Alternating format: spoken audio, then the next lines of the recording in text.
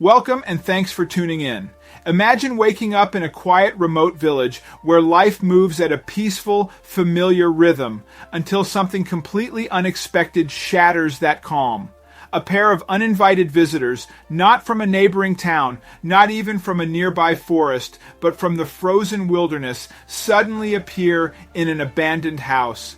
No one knows how they got there, and even more unsettling, they refuse to leave. What could have drawn them here? And what secrets does this old house hold? One man sets out to uncover the mystery, but what he finds is far more than he ever expected. When two polar bears suddenly show up at an abandoned house in a small remote village, the locals immediately call for help dealing with them. Scientist David Chishnall is the first on the scene. He is tasked with figuring out why these animals showed up at this house and now refuse to leave. It would end up taking a heroic effort to figure this out. But before we start our story, smash the like button, make sure to subscribe, and hit the notifications bell so you won't miss any new stories. It was no coincidence that these polar bears ended up here, not at all. David's legs were shaking as he made his way through the abandoned house. It was pitch black almost, and the only light he had was the small torch on his phone. He knew that the two polar bears were still around here somewhere. He just hoped that they were asleep. As he was walking around, he did not notice anything out of the ordinary, nothing that could have possibly attracted these two polar bears. But then, David made his way to the bedroom, and when he opened up the door, it all quickly became very clear to him. The two polar bears were lying sound asleep here, and in between them was what had attracted them to this house. David could have never expected to find this here, but how did these polar bears end up here? What had attracted them to the house? And why was David so adamant about finding out? The people from the small village had gotten the shock of their lives when the two polar bears had suddenly shown up. It was the first time that something like this had happened to this small town. Nobody had seen where these bears had come from. The only thing that they knew was that the animals had found their way into one of the old abandoned houses. None of the people living in this small village dared to approach the animals. The people living close by the house where the bears settled left to stay with their friends. Somebody had to get the animals out of here, but also needed to find out why they came in the first place. It was a big question for them, why the bears were in their small town. It was well known that the village was fairly difficult to reach. It would take special animal handlers a couple of days at least to get everything they needed to the location. But who was able to show up much sooner than everyone else was a scientist named David. He was a specialist in wild animals, so he could be really helpful in this kind of situation. When he first heard about these two polar bears being so far from their natural habitat, he was extremely curious about the reason for it.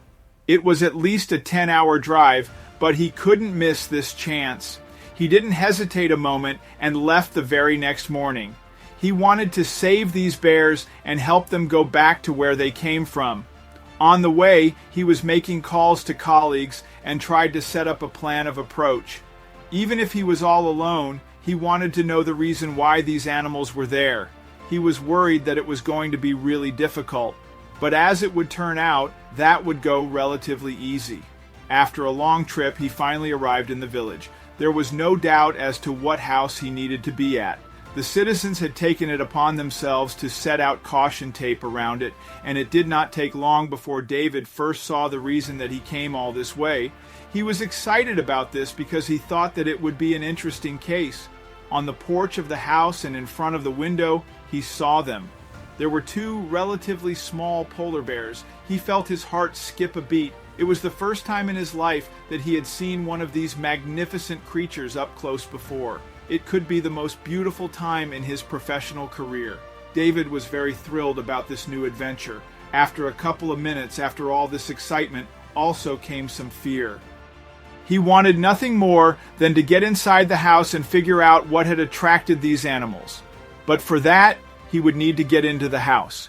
It was not the easiest thing to do because he didn't know how the bears would behave. First, he wanted to figure out something else. He knew very well that the polar bears aren't native to this area of the world. So where did these two come from?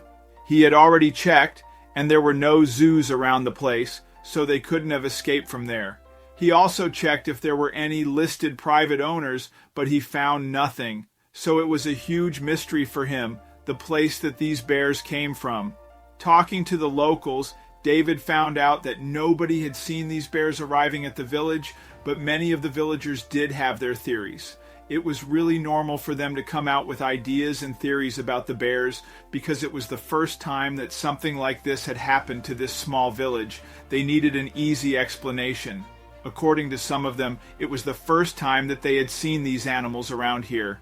They claimed to have seen them from a distance in the forest when they were hiking or hunting, but nobody had been sure they were not just seeing things. So David was really lost among all these opinions, and he did not have a clue if one of them was telling the truth. These sightings of the bears go back at least 10 years, but probably only tally up to about 8 years. Nobody had discussed them before, as they were afraid people would think they had gone crazy because seeing polar bears around was nearly impossible. That was a fact, until 2 days ago. The most possible scenario was that these bears had been surviving around here for a while. David was still unsure about how they could have gotten here in the first place. He suspected that there had been some human involvement, but he didn't know exactly how humans could affect these two polar bears. So, if these bears were here for a long period, what had attracted them to this old house? The people of the village told him that the house had been this way for years. No one lived in this house for as long as they could remember, but for sure, it was not strange at all that the bears chose a house without people because they wanted to feel safe.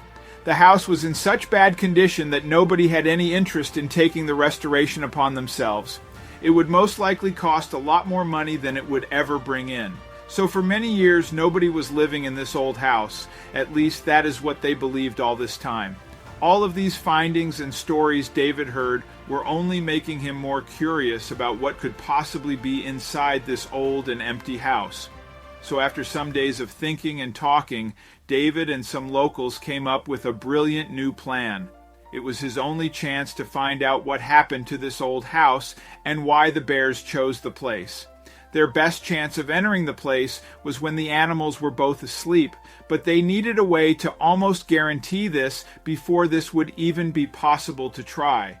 In case the bears were not asleep, this would be a serious problem for them. They wanted to protect themselves because, even if these polar bears were small, it didn't mean that they were not wild animals.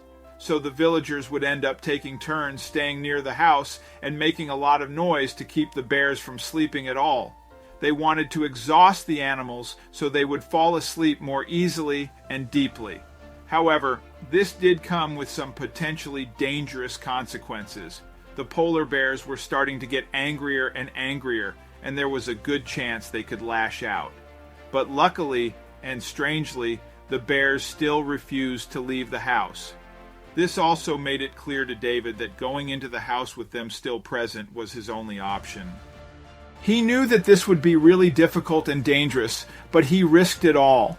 When David finally made his way into the house and the bedroom where the polar bears were sleeping, he found out that one of them had actually given birth to cubs here and most likely did not want to leave the house as they wanted to protect the babies. In the end, animal rescue services managed to get all the polar bears out and transported them to a big zoo where they could see out the rest of their days fairly comfortably. The house is still abandoned and probably will be until it is eventually reclaimed by nature.